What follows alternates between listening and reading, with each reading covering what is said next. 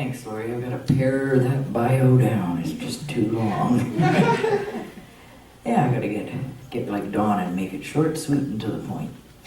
So what we're going to do tonight, ladies and gentlemen, and I'm so pleased to see so many of you here, I'm going to read the poems to the paintings that Dawn painted. In the book, there are 82 paintings and 82 poems. A labor of love, and I asked Dawn not to tell me anything about the paintings ahead of time, so I would just look at them and get out of them what I got out of them. I think a few of them were pretty close, but the rest were like just diverse from what he was thinking when he painted it. I'm catching my husband's cold right now, so don't come too close if you don't want to catch it.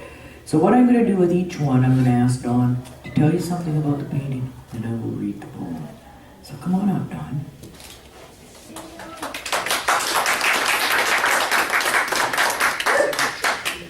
Okay.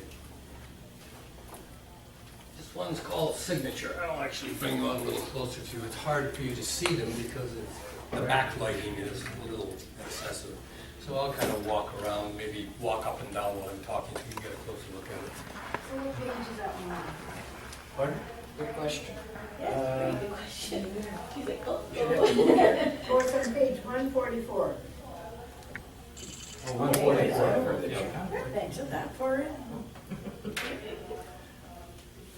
At any rate, I consider this painting my reward for being a good husband.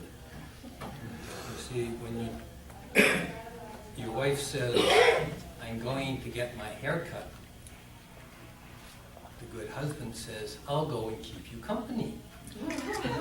So here I am. I'm wandering about this.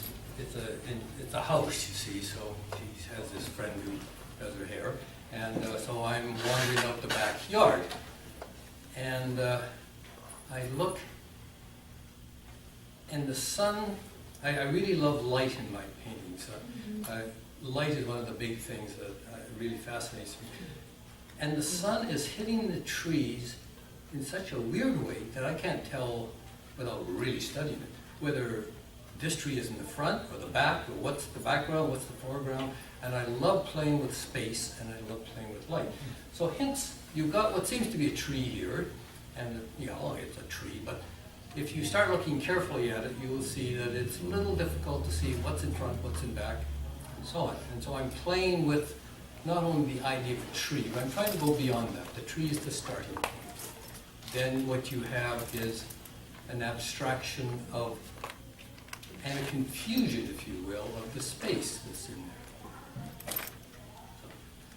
And now you're going to get Candice's version, which is completely different because being a poet, I mean, I just see things artistically. Well, this is a painting of something or another, and then Ken just looks at it and says, we. And of course, we never talked about it. I said, do you want to read any of it? And do you want to look at it? No. So off we went, and not only that, she renamed a whole bunch of them. This had a completely different name, and I love her because she's a poet, and I'm not. I will go Bay 1, Bay 2, Bay 3, Bay 4. She puts edge of the world or something. Oh, really? Just love her titles. Anyways, Candice, Signature. Signature, yes, and it's totally different from the painting, and I really don't know how I even got this, but I looked at it, and it made me think of this and feel this. A winter's day on the road to hope, I gaze through the passenger window.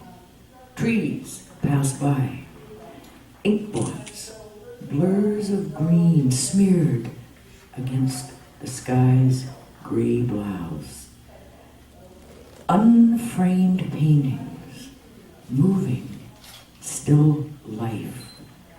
Monet dreams dreaming, ushering in an early dusk into nature's fog-encrusted theater. I sit someplace between my signature and the unfinished page.